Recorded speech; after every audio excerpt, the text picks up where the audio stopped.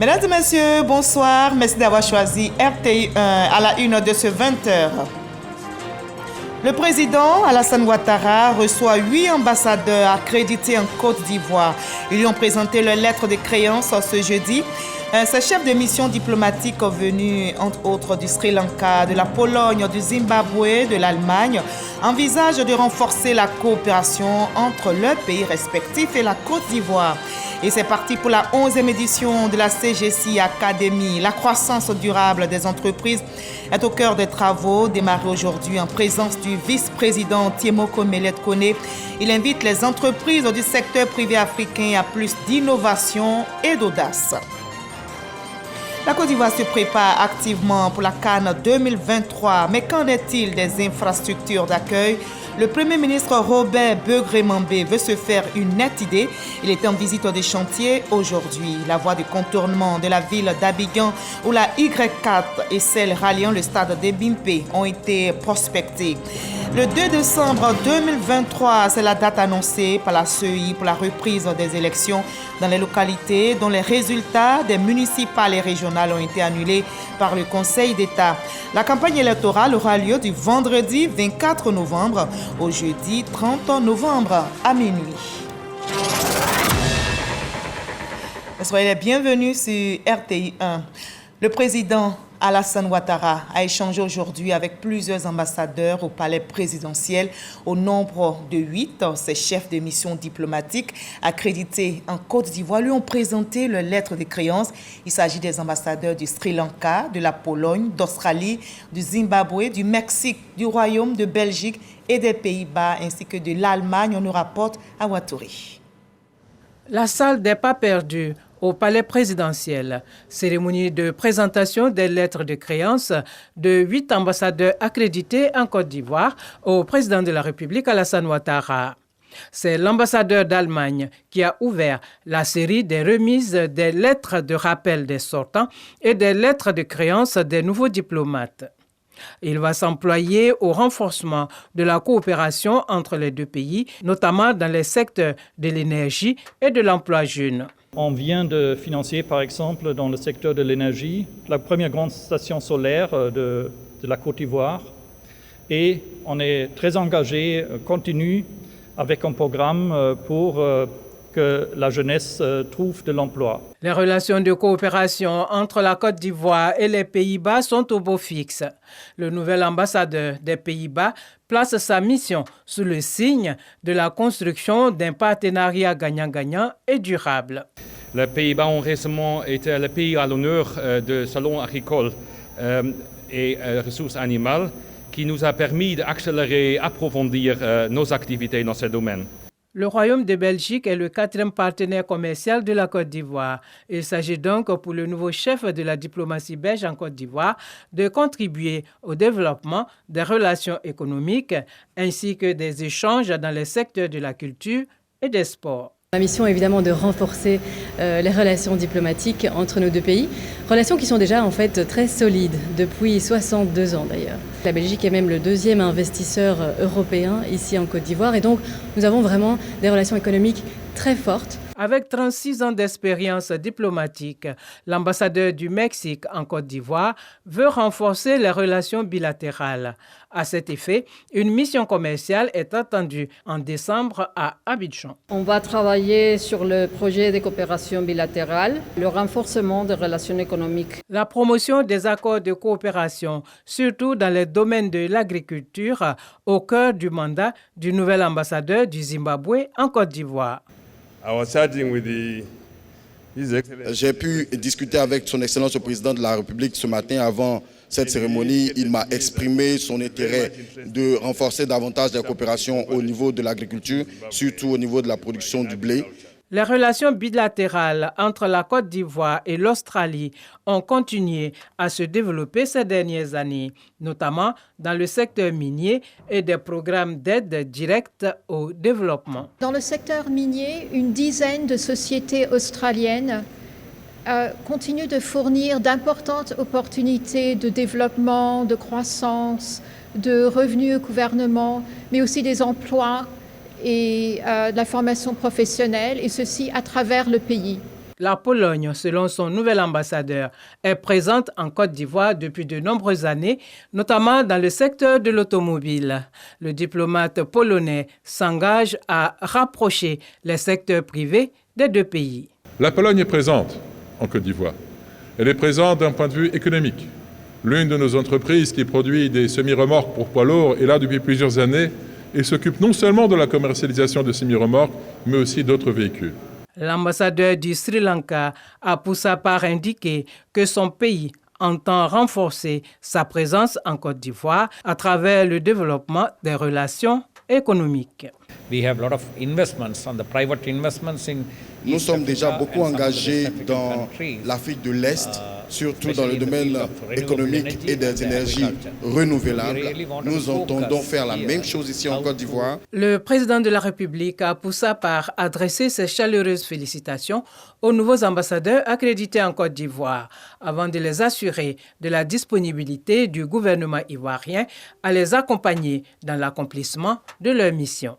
Mesdames et messieurs les ambassadeurs, vous prenez fonction au moment où la Côte d'Ivoire réalise de grands progrès dans les domaines clés de la vie de la nation, notamment les domaines politiques, social, économique et sécuritaire, tout en poursuivant avec détermination ces efforts en vue de relever les grands défis contemporains au plan mondial.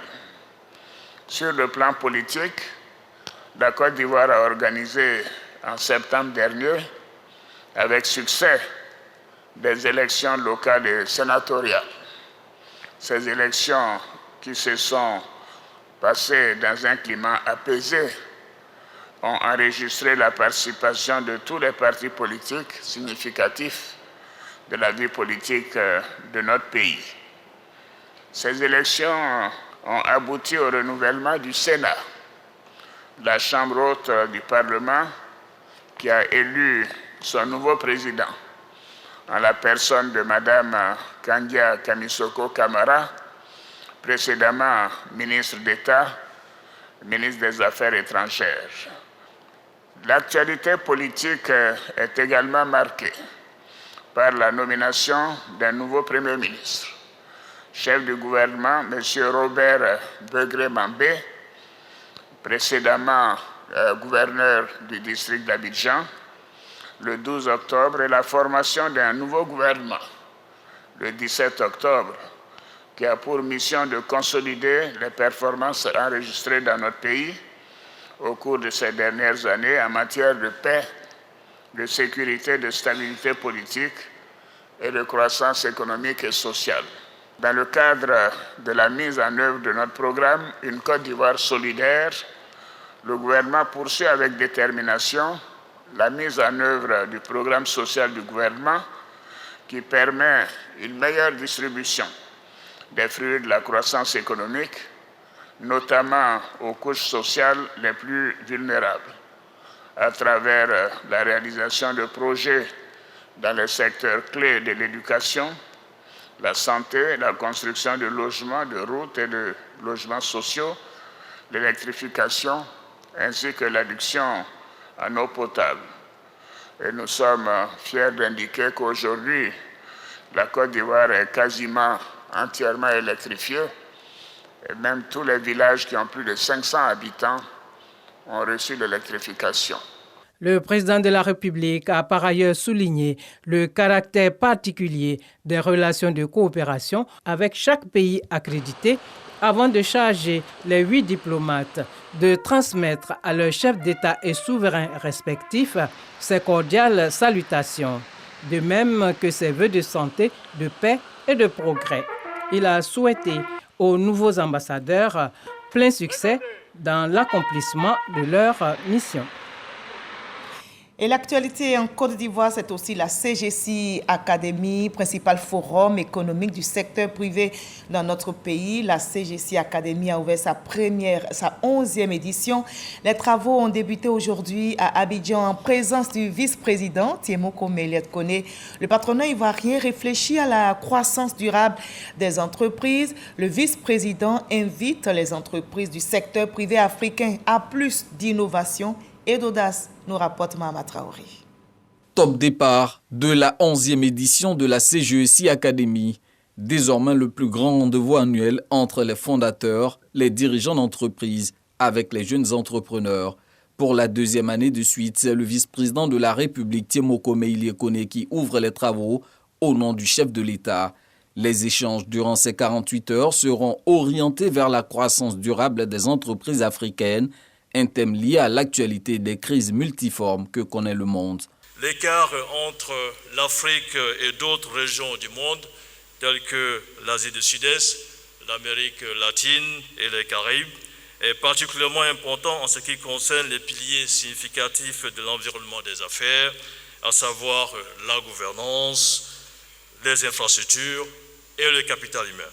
Il l'est encore plus s'agissant de la taille des marchés.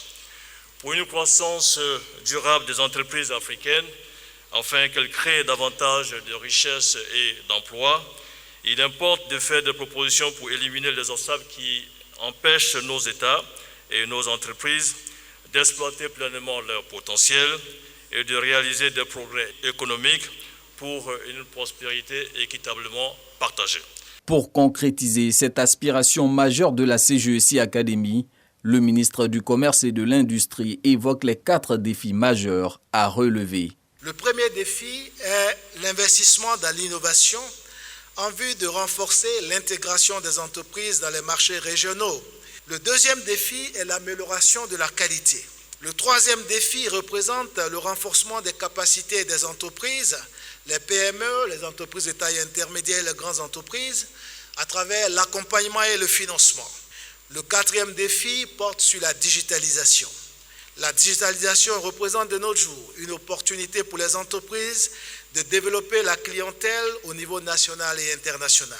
Par la voix du vice-président de la République, l'État de Côte d'Ivoire réitère sa volonté de faire du secteur privé le moteur de l'économie. En vue d'aider les entreprises à relever les défis de la compétitivité et de la transformation structurelle, les économies africaines doivent bénéficier d'un environnement favorable aux affaires, de formalités administratives simplifiées et d'un système juridique et judiciaire efficient. Elles doivent aussi bénéficier d'un égal accès à des services peu coûteux, tels que l'énergie et les transports, ce qui les aiderait à réduire considérablement les coûts des facteurs de production. Enfin, les entreprises africaines doivent pouvoir bénéficier d'un accès facilité au financement, à des infrastructures économiques modernes telles que les routes, les ports, les réseaux de télécommunications, et j'en passe. Autant d'éléments qui facilitent la production et la distribution des biens et services et, partant, le renforcement de la compétitivité des entreprises.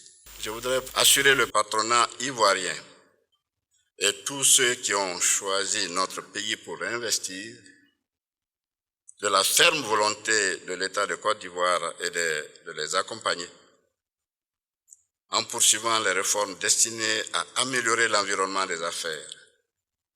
Autant d'efforts consentis en faveur d'une croissance durable, génératrice de richesses, créatrice d'emplois et de revenus pour nos jeunes et nos femmes. En marge de cette cérémonie, Tiemoko Meiliet-Koné s'est entretenu avec Olusegun Obasanjo, Pedro Pires et Haïlé Mariam Desalegn, respectivement ancien président de la République du Nigeria, de la République du Cap-Vert et ancien Premier ministre de la République d'Éthiopie. Ces 3 personnalités sont les invités spéciaux de l'édition 2023 de la CGEC Academy.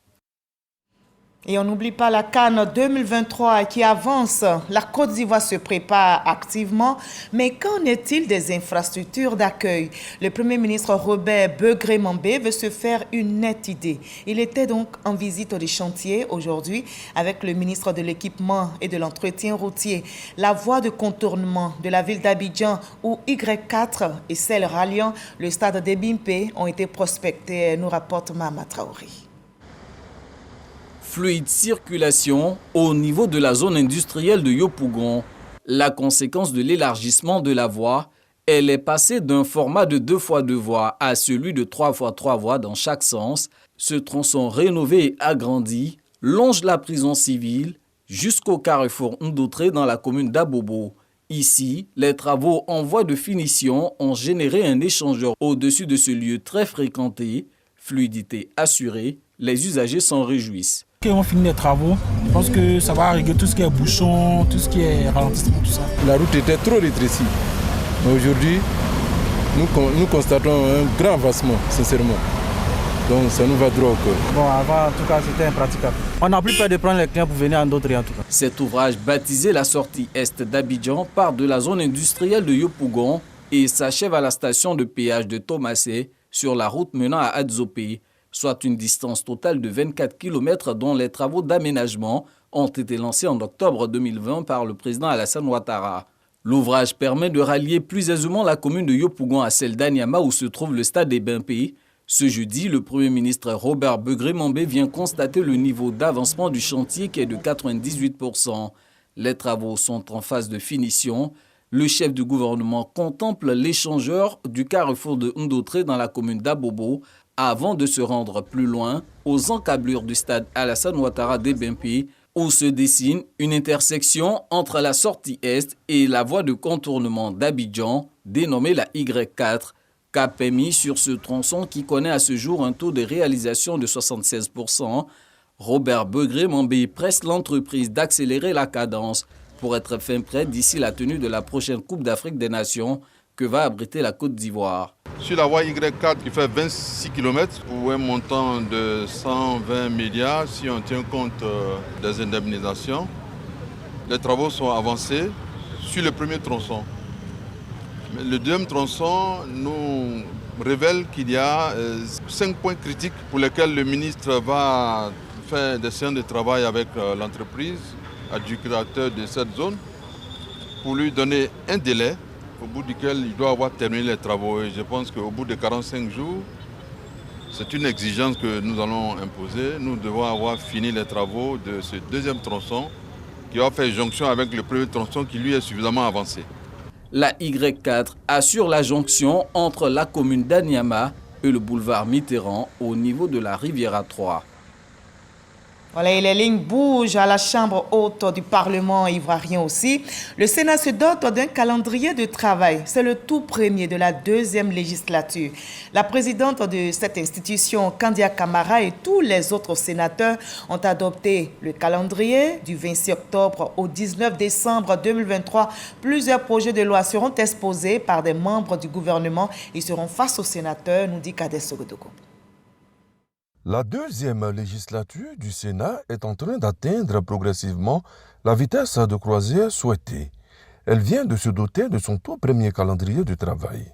Il couvre la période du 26 octobre au 19 décembre 2023 et prévoit l'examen d'une proposition de résolution et de 16 projets de loi, dont 3 portant sur le budget de l'État de Côte d'Ivoire. Au cours de ces travaux, nous allons examiner plusieurs projets de loi, notamment le projet de loi portant statut du corps diplomatique, le projet de loi portant statut général de la fonction publique, le projet de loi portant code de l'environnement, le projet de loi portant code de l'eau et le projet de loi portant code de l'hygiène et de la salubrité.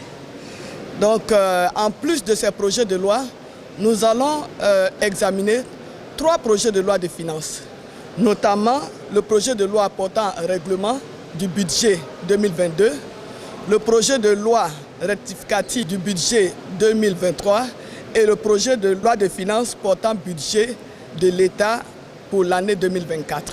Le Sénat entend tout mettre en œuvre pour accroître le capital confiance avec les populations. Je voudrais rassurer que le Sénat, qui est l'institution du peuple de Côte d'Ivoire, demeurera au service justement des populations ivoiriennes et le Sénat va contribuer significativement à l'amélioration de la qualité de vie des populations ivoiriennes. Et tout cela en faveur du bien-être de nos populations, en faveur de l'amélioration des conditions de vie et de travail de nos populations, évidemment en faveur de l'émergence de notre beau et grand pays, la Côte d'Ivoire. C'est Anne Désiré Ouloto, ministre d'État, ministre de la fonction publique, qui va ouvrir les débats le 7 novembre prochain avec le projet de loi portant statut de la fonction publique. L'émissaire du président de la République sera face aux sénateurs, membres de la Commission des affaires sociales et culturelles. Le président de l'Assemblée nationale est aussi actif sur le terrain. Il était en mission à Luanda, en Angola, pour la 147e Assemblée de l'Union interparlementaire. Adama Bictogo a regagné Abidjan, mais avant, il a rencontré la communauté ivoirienne vivant dans le pays et leur a présenté les initiatives du président de la République pour le bien-être de tous les Ivoiriens. On fait le point avec notre envoyé spécial, Michel Digré. L'hymne national de Côte d'Ivoire chanté à l'unisson, intense moment de communion entre la délégation conduite par le président de l'Assemblée nationale et les Ivoiriens vivant en Angola. Ils sont environ 3000 et ont réussi à s'intégrer dans ce pays aux multiples opportunités. Parmi nous, vous avez des chefs d'entreprise, des commerçants, des artisans, des agriculteurs et j'en passe. Tous sont parfaitement intégrés dans la société angolaise. Réunis au sein d'une association, nous essayons avec l'appui de notre ambassadeur de créer et de maintenir l'esprit de fraternité et de solidarité. Le chef d'orchestre de cette cohésion au sein de la communauté ivoirienne est l'ambassadeur Jean-Marie Sommet.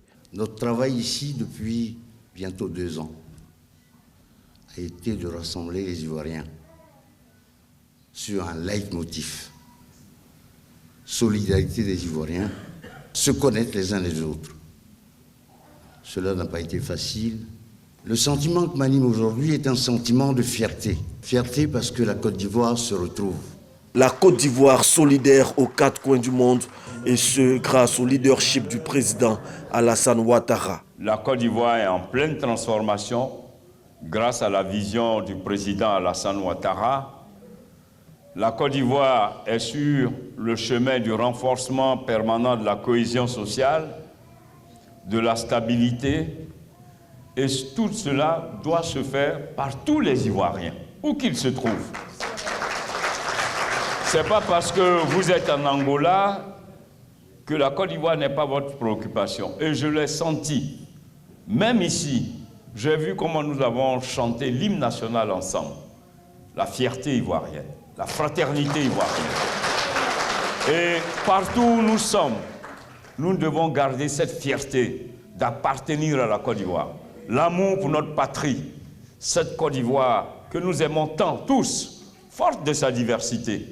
C'est cette Côte d'Ivoire-là qui aujourd'hui s'est exprimée à travers vous. Un bain de foule avant de se quitter. La dernière visite officielle d'une haute autorité ivoirienne en Angola remonte à 30 ans. Et ici en Côte d'Ivoire, la date a été officialisée. La CEI a officiellement dévoilé la date des prochaines échéances électorales, le 2 décembre 2023. C'est la date qu'annonce la Commission électorale indépendante pour la reprise des élections dans les localités dont les résultats pour les municipales et régionales ont été annulés, vous le savez, par le Conseil d'État. La campagne électorale aura lieu du vendredi 24 novembre au jeudi 30 novembre à minuit. Angela et Alexis Ouedraogo pour le reportage.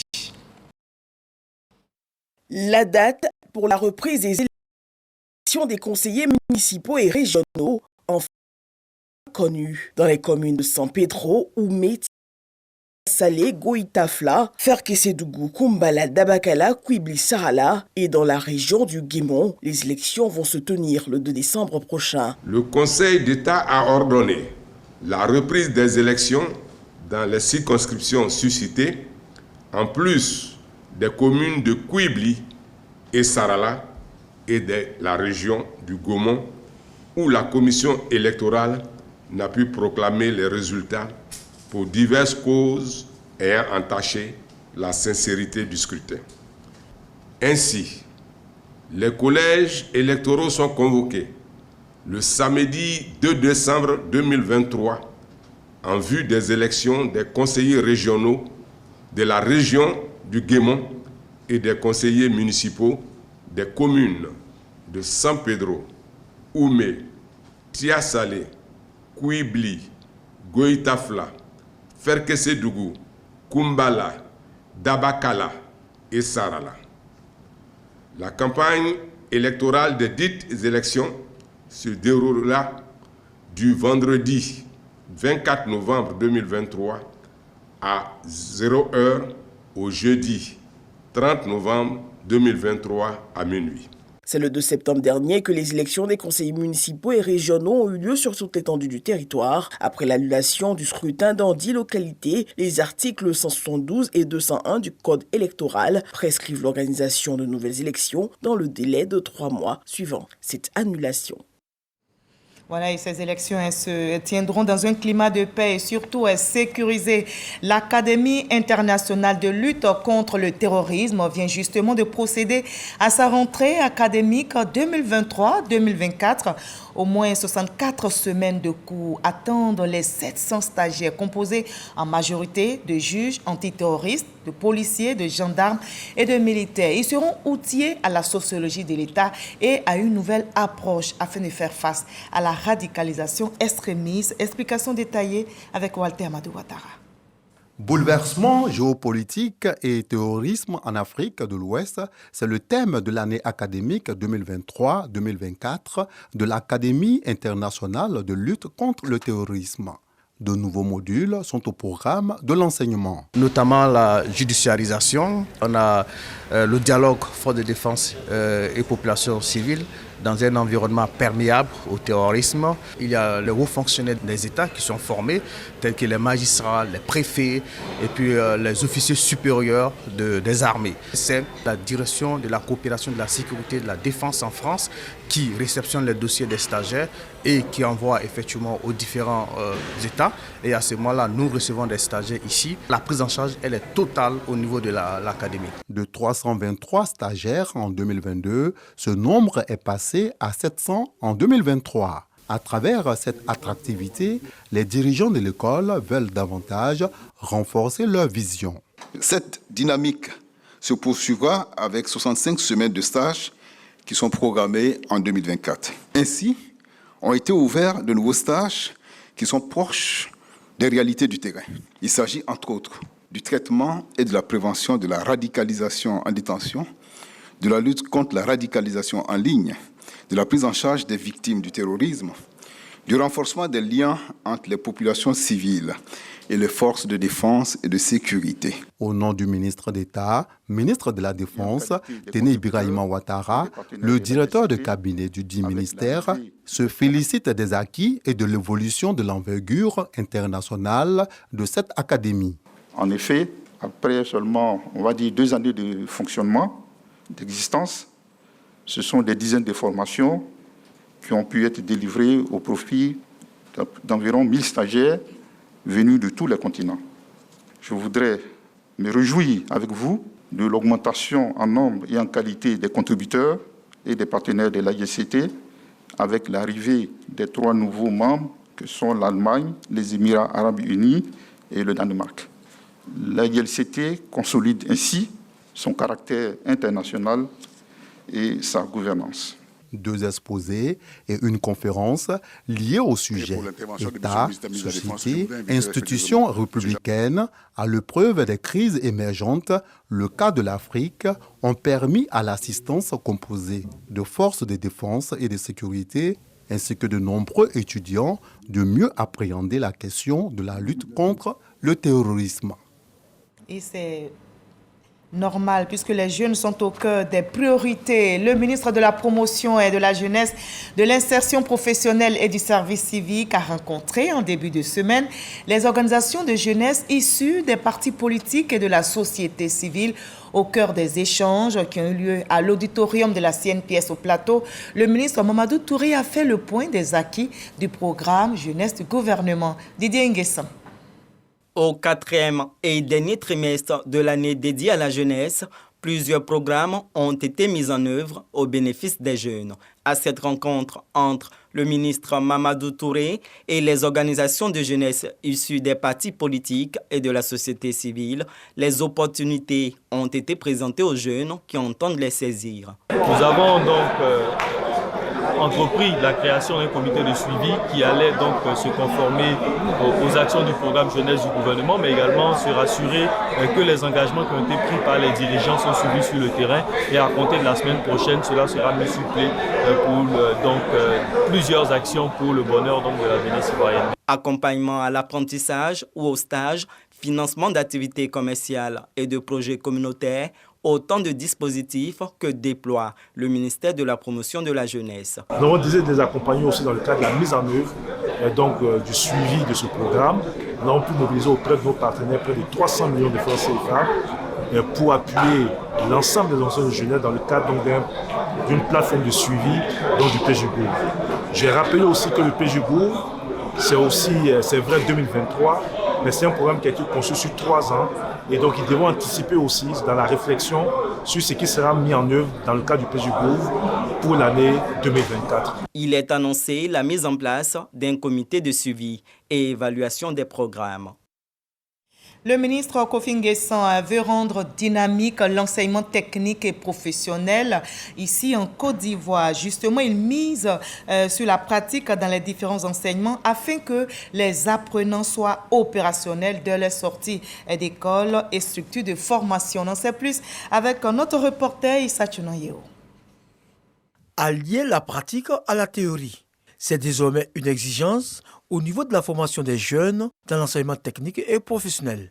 Cette exigence est au cœur d'une rencontre des experts du secteur au site fort à Cocody afin de donner une meilleure visibilité à l'adéquation formation-emploi. Le vaste chantier de réhabilitation et de révalorisation de notre système ne pourrait être une fin en soi que si les formations dispensées dans nos établissements sont en adéquation avec notre dispositif d'évaluation pour répondre à un marché du travail de plus en plus compétitif. Nous ne faisons que renchérir l'idée selon laquelle toute formation ne s'apprécie ou ne se mesure qu'à l'aune d'un système d'évaluation ultra sélectif. Pour le ministre Kofi Nguessan, la réforme de l'enseignement technique et professionnel est plus que d'actualité. Nous allons entreprendre des réformes profondes dans notre secteur, de sorte que les jeunes viennent non seulement apprendre le métier, mais puissent l'exercer parce que le maîtrisant. La théorie en maçonnerie, c'est quoi? C'est au pied du mur qu'on reconnaît le vrai maçon. Donc on veut le voir en train de construire un mur, en train de construire une maison, quelque chose de pratique.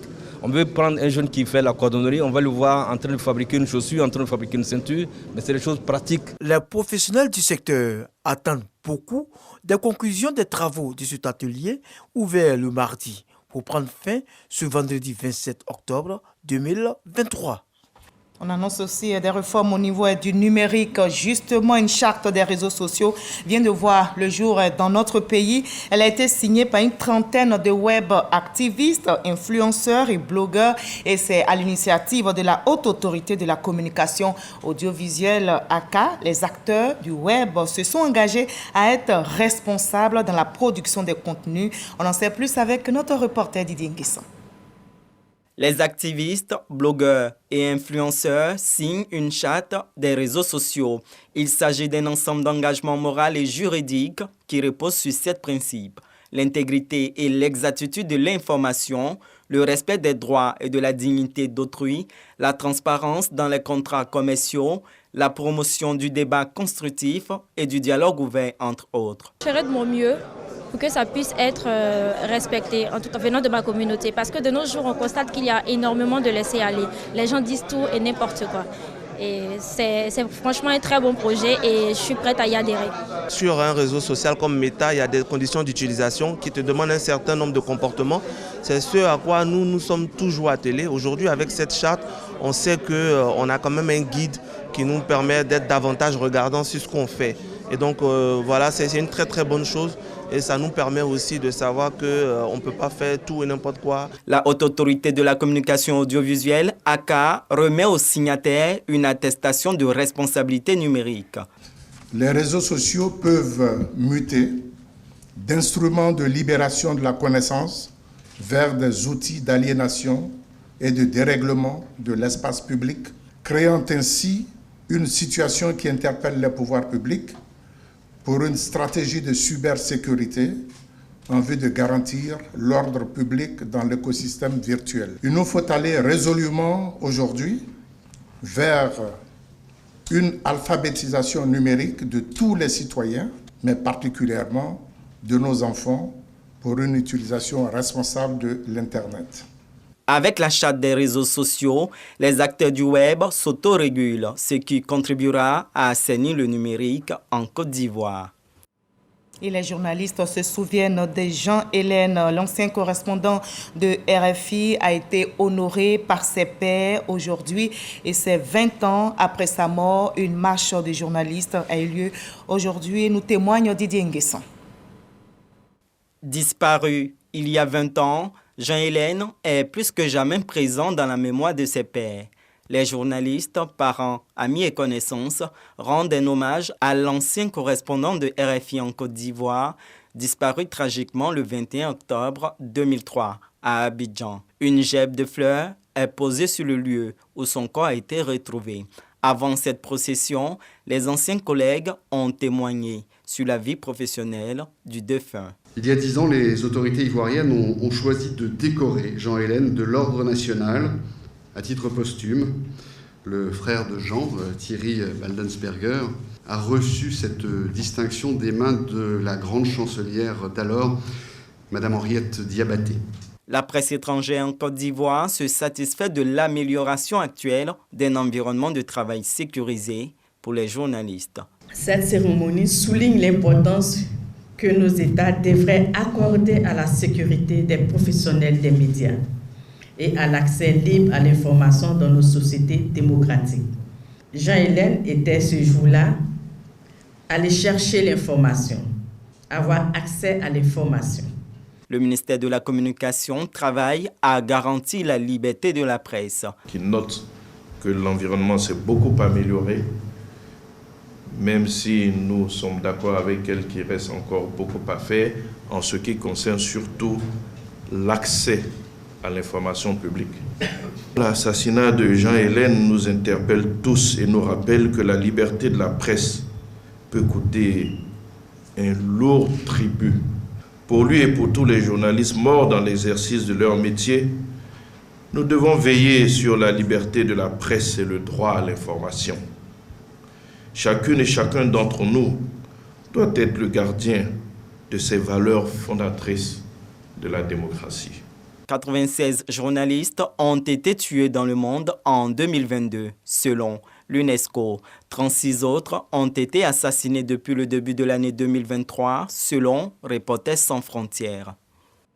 Voilà, et ainsi va le monde en ce jeudi 26 octobre, fin de ce 20h. Merci de nous avoir suivis. Mais ne décrochez surtout pas. Juste après ce journal, la direction et des magazines d'information vous propose une émission spéciale avec Adama Bictogo, maire de la commune de Yopougon. Et durant 52 minutes, le nouveau magistrat de la commune échangera avec les journalistes sur ses motivations quant au choix de Yopougon et ses perspectives pour le développement de cette commune. Merci de nous avoir suivis. Je vous retrouve avec le même bonheur demain 20h sur ce même plateau.